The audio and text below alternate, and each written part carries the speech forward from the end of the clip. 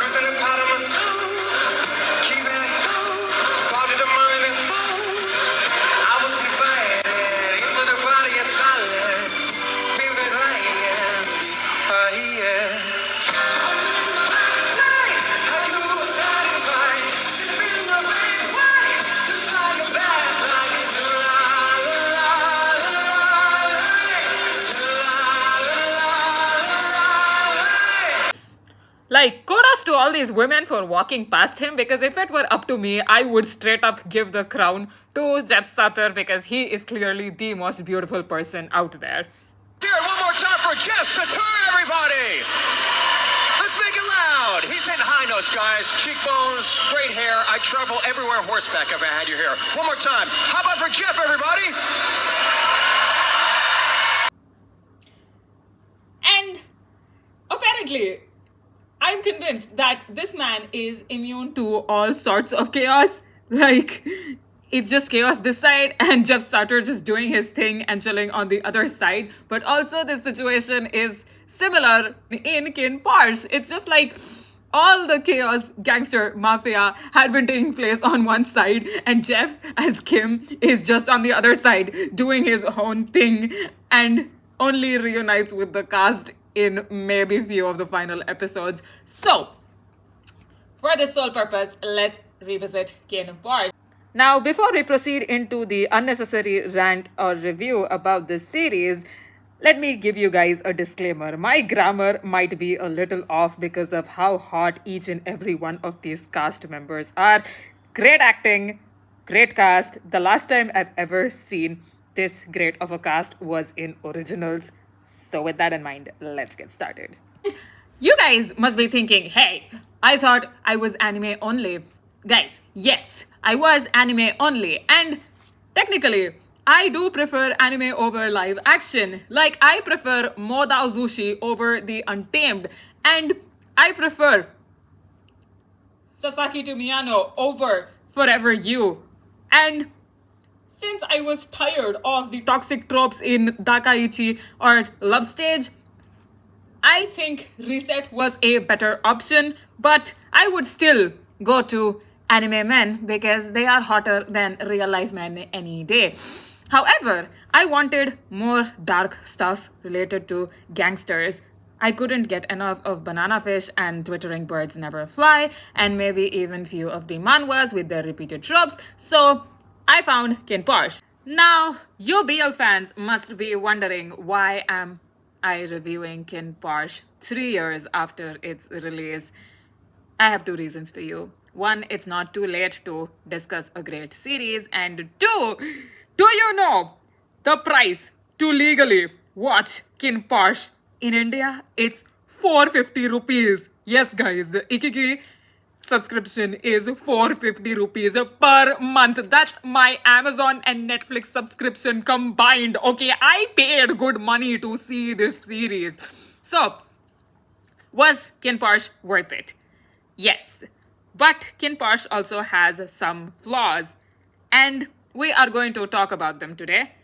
Also, the parts that I enjoyed about Kinnporsche and why I think it holds a very unique place in my mind. So, Kinnporsche has a very hot cast. And fortunately, I am immune to all you guys because I have my 30 anime husbandos with me. However, fictional crushes aside, all of these members look gorgeous as hell. Their stylist needs a raise.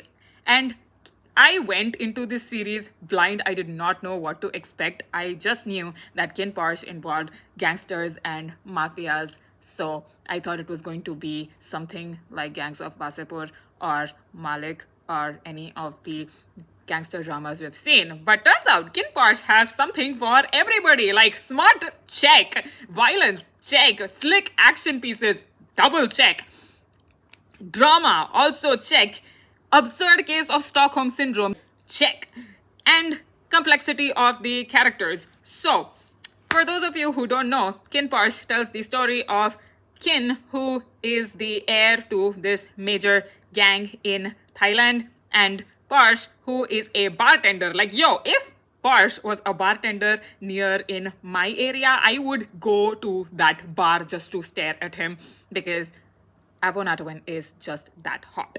However, on one fateful day, things go south when Kin fails to strike a deal with the rival gang members and has to enlist the help of Porsche to fight off. And both Kin and me were impressed by Porsche's martial arts skills because the action choreography in this series is top notch.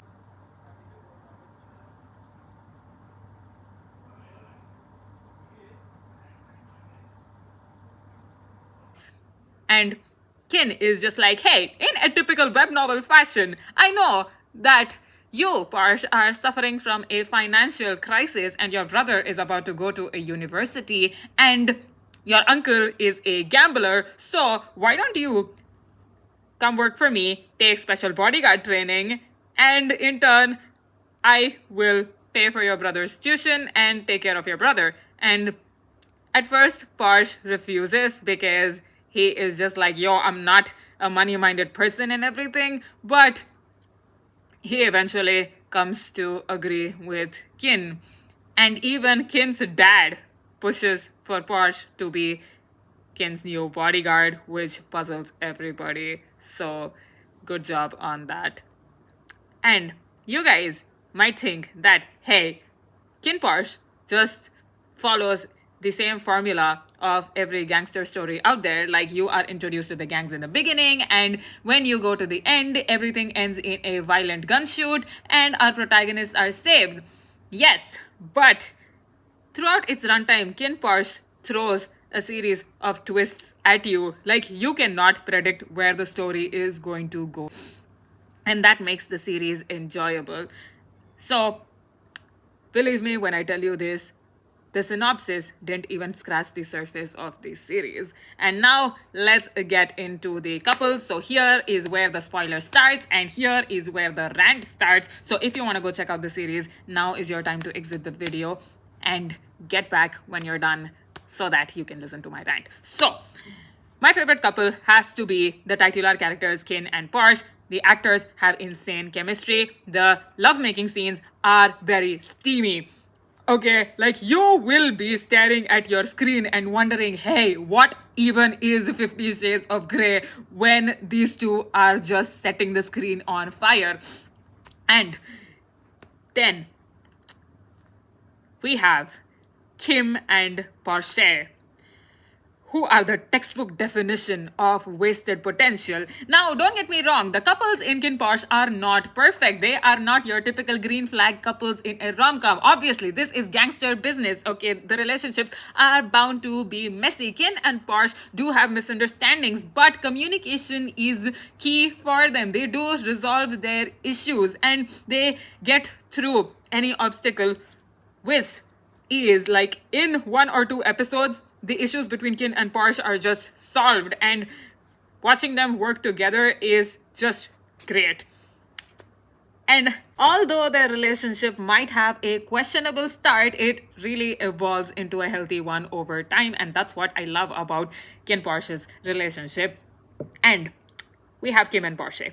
Now, guys, Porsche is Porsche's younger brother, and Porsche is not a character, okay? Porsche is a plot device, okay? Like, the reason Porsche does everything in this show is because of Porsche. Porsche is his motivation. He wants Porsche to lead the best life he can because that's what a good older brother does for his younger brother, okay? And Porsche literally has no character development. Like, he gets the least screen time out of all the members in the cast and does kinda nothing. And also we have Kim, played by the insanely hot Jeff Satur. Now on paper, Kim is a very boring character. He is too one note, and the only thing that works for Kim is that Jeff Satur is insanely hot. So Kim is the youngest of the siblings in Kin's family. And I think Kin's family followed the typical Indian trope, like you experiment with the first child and you want your first child to lead the family, become the heir of the clan, but your first child ends up going crazy because you gave them too much trauma and they ended up getting kidnapped. So you place your expectations on the second child, and your second child kind of turns fine, but then you see your third child and be like, hey, do whatever you want. So in that fashion, Kim is actually a musician. So Kim is just like, hey, I think we have a mole in our midst. So I am going to investigate Porsche because nothing is known about his background. And what do you know, guys? In a typical coincidence, when Kim goes to perform at this school, which also happens to be the same school Porsche is studying at, he is just like, okay, I got into touch with Porsche's brother. So Porsche's brother, Porsche, is just too naive for this world, okay? Because when you meet your star, you usually ask for an autograph or something, and Porsche does that. But what Porsche does next is insane. He asks Kim to be his guitar teacher. Like, who asks their stars that? At this rate, should I just go walk up to Rohit Saraf and be like, hey, please teach me acting and dancing? It would be so awkward. So Kim is just like, bro, what are you even saying? But okay, you know, you have to get closer to your target because you suspect Porsche to be the mole, which again doesn't make sense. But since the story is good and the actors are hot, we are rolling with it, okay? And then Porsche is so naive, he kind of agrees, lets Kim tutor him, and Kim discovers that, oh, Porsche is such a big fan of me. Fine, okay. And then their relationship just progresses at a light years per second speed, because I am not kidding when I tell you that within 5 minutes, Porsche kinda confesses to Kim, okay? And Kim kisses Porsche, and both of them just get it on. Like, it is implied that they get it on. And then Porsche gets to know that, oh, Kim actually is a part of Kim's family, and he just goes to Kim and is just like, hey, why didn't you tell me all this? Did you love me because I was Porsche's brother and everything? And, you know, Kim is just like, yeah, okay, I can't talk to you, sorry. And it's kind of implied that they are broken up. Okay, now my question is, Porsche, how naive are you? Like, do you not have a ounce of doubt that, hey, I am dating the star of my dreams, okay? But why would the star of my dreams date me, an ordinary person, out of all people in the world? Like, are you that overconfident? Where does this confidence come from? Okay? And then, Pashe is just too sad, too heartbroken, so he doesn't accept anything from Kim, and Kim is just like, maybe I did love Porsche. And then comes the laziest love song I've ever heard, okay? Like, you guys might like this song, okay? But for me, my standard is as high as given, okay? Especially when Kim and Porsche's relationship has no weight in the series. Why Don't You Stay is such a waste of a song. Like, Jeff, you are talented. I have heard Black Tie. So Why Don't You Stay sounding so flat? The entirety of the album of Given is better than this song, okay? And no, it is not an unfair comparison because here we are talking about the emotions behind the song and not the genre of the music. So, in terms of that, I would prefer any anime song over this song. So, Why Don't You Stay would have worked if we are talking about Kinnporsche's relationship, or if we are even talking about Pete and Vegas's relationship, but not with Kim and Porsche, okay? It is not even implied that they might even get together at the end of the series, and frankly, I don't even care. The only thing that works about Kim and Porsche is Jeff Satur, okay? And now we get into the crux of the video. Yes, finally, we are going to talk about Vegas and Pete. Now, Pete is your typical cinnamon roll of a character. He is one of the first people who is kind to Porsche and eventually becomes best of friends with Porsche, okay? So Pete is the guardian of the eldest brother in Kin's family. Here's the thing, okay? You would expect Pete to be the comedic relief and to be the background character, and that's cool and all, but in this shootout, where Kin's ex kinda returns and Porsche gets jealous because obviously, and then he turns out that in a shocking twist, Kin's ex is actually the mole. He has been working with Vegas, the guy from the minor family who also happens to be Kin's cousin and rival. And so Vegas is just like, okay, I don't like you anymore. I just came for the info. I just want to destroy the major family. Goodbye, because I have daddy issues. And then Pete kind of gets kidnapped by Vegas for this. And guys, this is a fate no cinnamon roll character should ever go through, okay? It's like watching a puppy get murdered, So Vegas kind of tortures Pete, because that's what you do when you hold a person in custody. And so Vegas's dad just finds out about it, and he is just like, bro, are you insane? Why would you kidnap the bodyguard of a major family? Okay, as it is, I am not in good terms with my brother from the major family. So clean up this mess, kill this bodyguard, and then just stay in the safe house because your reputation is down in the mud. And Vegas obviously does not agree with this because he is just having daddy issues. So what does he do? He drags Pete to the safe house and tortures him further. Like, we are talking handcuffing him, okay? And then he treats Pete like a pet. Kind of like how Riverdale treats Cheryl and Tony, okay? Vegas outright tells Pete that he is his pet.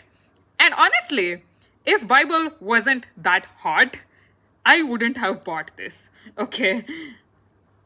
And it is really inhumane to tell your partner that they're your pet, okay?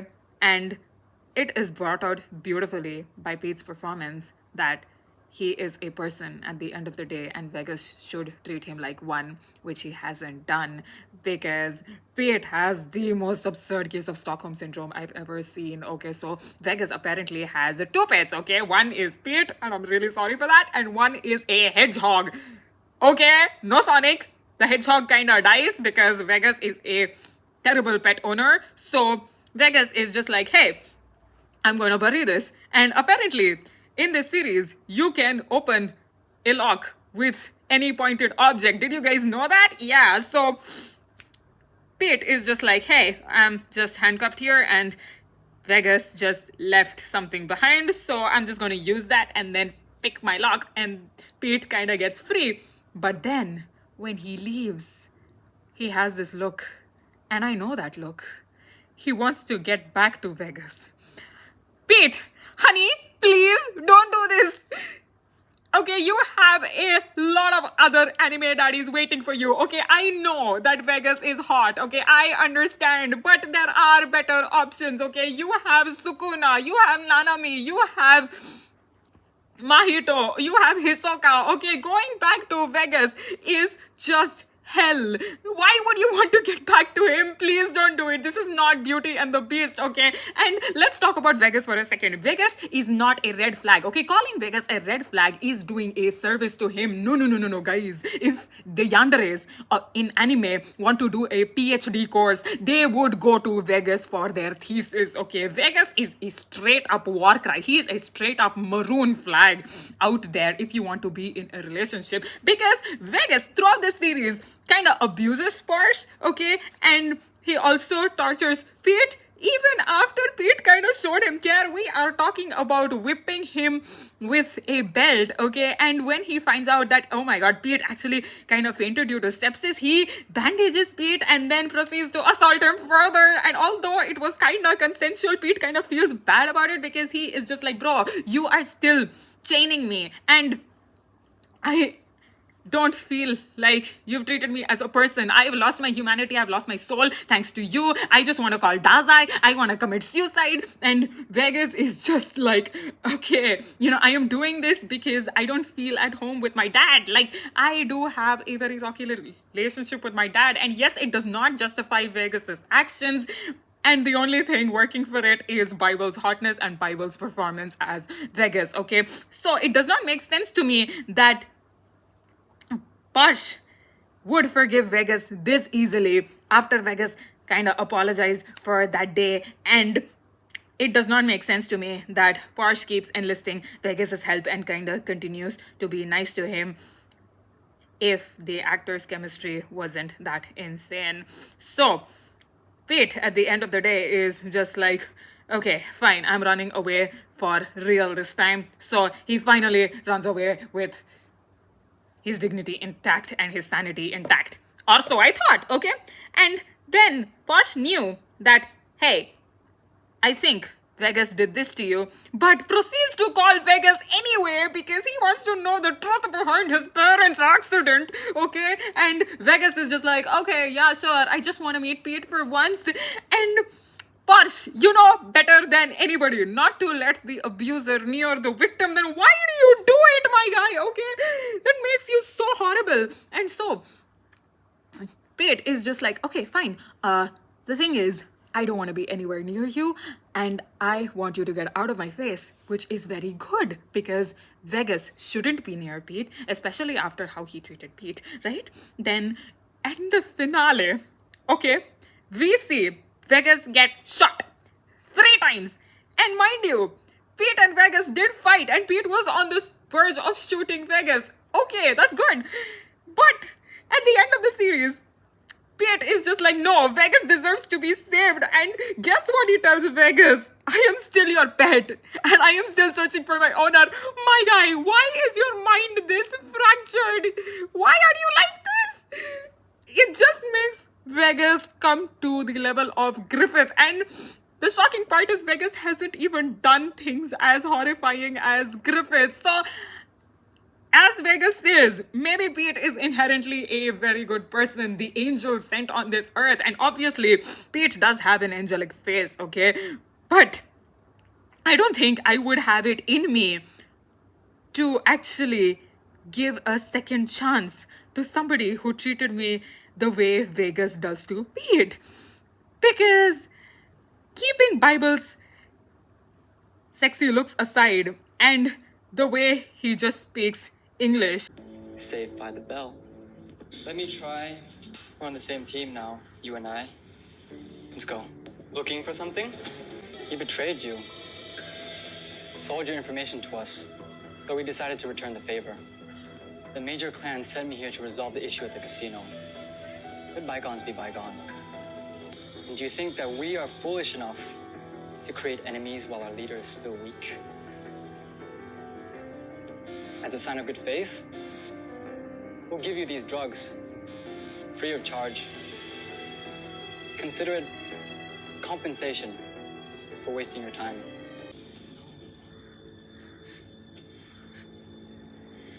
No. But this wasn't the fucking plan! All because of your dumbass! God damn it! He's a good boy. He's a good boy. Somebody must be hungry. Alright? Do you know how sexy you are? I'm sorry for everything. Why? Why are you still here? Melts my heart if you keep that aside too. I don't think Vegas has anything going for him. So, Vegas is just like, okay, fine. He wakes up in the hospital and then he is just like, you know what, Pete, you are the most important person to me. You are not my pet anymore. And there, they just get back together as a couple. I don't approve of it, but I kind of understand where both the characters come from. But also, it just makes me feel really, really uncomfortable because this is Stockholm Syndrome done right, but it is done extreme and it is really scary. Like, we are talking neck to neck with the Poughkeepsie tapes, okay? And the Poughkeepsie tapes is traumatizing, okay? So, at the end of the day, I think watching Kinnporsche made me go through a roller coaster of emotions. It was certainly a unique experience, and I would love to rewatch it again and see if I gain something new from it. So, if you guys could tolerate Euphoria, and if you guys were just like, hey, I just wish Sam Raimi's series made more sense, then Kinnporsche is just for you. And with that, thank you so much for bearing with me on this rant. I cannot appreciate you enough. Kapanek up. I'll see you in the next one.